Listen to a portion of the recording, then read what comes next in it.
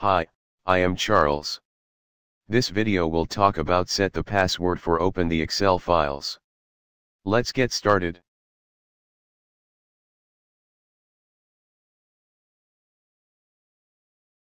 Click on the File tab.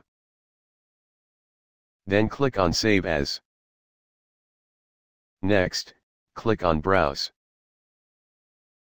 The Save As window will appear. Change the directory or file name if required.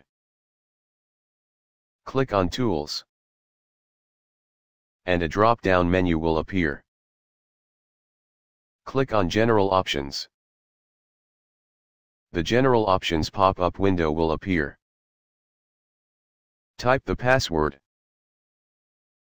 Then click OK. The Confirm Password pop-up window will appear. Re-enter the password.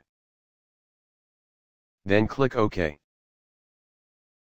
Click Save to save the workbook and password. And now your workbook is protected.